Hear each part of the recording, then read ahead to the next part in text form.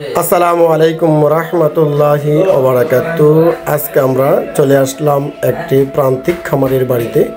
এখানে একটি আমরা কৃত্রিম প্রজনন করানো হবে। এর আগে আপনাদেরকে একটু ধৈর্য সহকারে আমার এই ভিডিওটি সম্পূর্ণ দেখবেন, তাহলে অবশ্যই একটু ভালো লাগবে এবং এখান থেকে অনেক কিছু আপনি শিখতে পারবেন। এই যে ওনার ছোট্ট একটি মিনি খামার, এখান থেকে উনি আজকে আলহামদুলিল্লাহ এখানে অনেক কিছুই ওনার লুকানো আছে এবং এখান থেকে উনি ভালো একটি প্রফিটও পাচ্ছে। তো এখানে আমি আপনাদেরকে বিভিন্ন সব কিছুই দেখাবো। এই যে আমরা এখন কৃত্রিম করানোর জন্য এই যে আমরা সিমেন্স নিচ্ছি। এই যে সিমেন্সটা নিয়ে আমরা এখন এটাকে 37 ডিগ্রি সেলসিয়াস আমরা একটি পানিতে তাপমাত্রা আমরা এটাকে থ্রয়িং করব। তো আমরা এই যে একটা আমরা নিয়ে এলাম।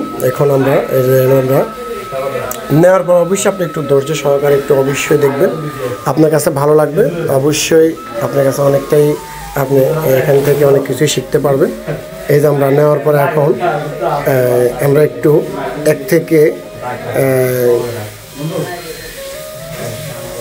1 মিনিটের আগে আমরা এটাকে তুলে নেব। 37 সেকেন্ড অথবা আমরা সর্বোচ্চ 40 সেকেন্ড রাখতে পারি। হ্যাঁ, এরপর আমরা ইনশাল্লাহ এখান থেকে নেওয়ার পরে এই যে আপনি দেখুন আমরা এখন এটাকে এই যে টিস্যু দিয়ে সুন্দরভাবে মুছে নিচ্ছি। আপনি সবসময় কৃত্রিম করানোর জন্য অবশ্যই আপনি সিমেন্সটাকে অবশ্যই আপনি এটাকে টিস্যু দিয়ে সুন্দরভাবে মুছে নিতে হবে। নিয়ে একটু এটাকে আলতোভাবে একটু হালকা ইয়ে করে দেবেন ইনশাল্লাহ। তখন এটাকে একটু মানে আপনি জাগ্রত করে দেবেন। এটা তো আসলে ঘুমন্ত অবস্থায় থাকে, তো এটাকে আপনি জাগ্রত করে দিবেন। এই যে আমরা 100% একটি কৃত্রিম করামো যে আমরা দেখাচ্ছি আপনাদেরকে, একটু আমার সাথে থাকুন। অবশ্যই আপনি এটা দেখবেন, আমি খামারকে দেখা দিচ্ছি। এই যে আমরা গানটাকে আমরা লোড দিচ্ছি। অবশ্যই আপনি একটু ধৈর্য সহকারে একটু দেখুন আমরা কীভাবে করছি। একটু আলতোভাবে মাথাটা একটু কেটে নিলাম। এরপর আমরা স্টিকটা পরিয়ে দিব, এটাকে গান লোড হয়ে যাবে। এই যে আমরা স্টিকটা পরিয়ে দিলাম। চলুন আমরা এখন আপনাদেরকে আমরা খামারে নিয়ে যাব। আসুন, এই যে আমরা চলে যাচ্ছি খামারে। আমরা এখন চলে যাব ইনশাল্লাহ কৃত্রিম করানোর জন্য। আপনি একটু অবশ্যই ধৈর্য সহকারে আমার এই ভিডিওটি দেখুন।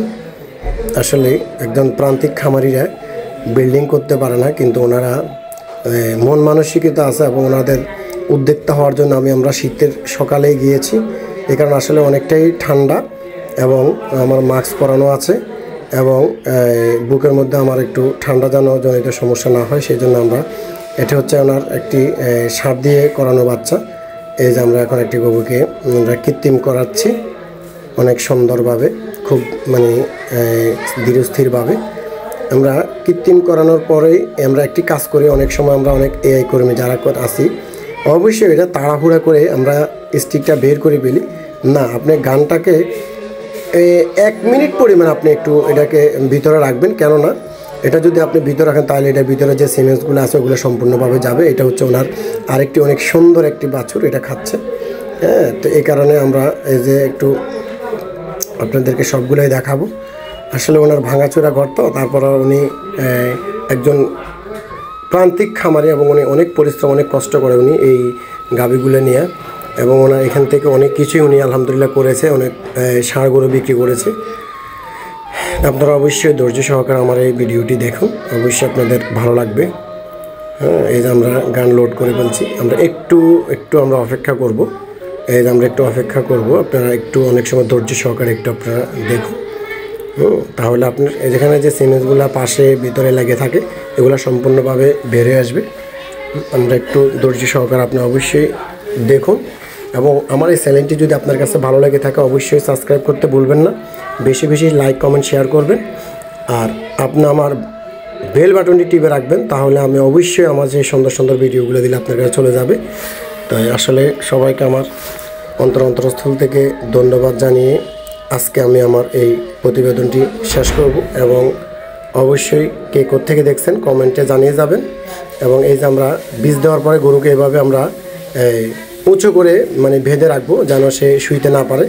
তো আমরা এই যে খামারি মানে উপরে করে মানে বেঁধে দিচ্ছে। এই যে তো আমরা সবসময় এই কাজটা করতে কেউ ভুলবেন না। এই যে এরকম করে একদম উপরে করে বেঁধে রাখবেন, তাহলে যেন সে না শুইতে পারে। বেশি সময় লাগবে না, এটা অল্প কতক্ষণ সময় রাখলে হয়। অনেক সময় আমরা একটু মানে অনেকগুলো গরু মিস করার পরে আমরা অনেক সময় রাখি। এই যে ওটা অনেক সুন্দর করে খাচ্ছে। তো আসলে সবাইকে আমার অন্তরস্থল থেকে ধন্যবাদ জানিয়ে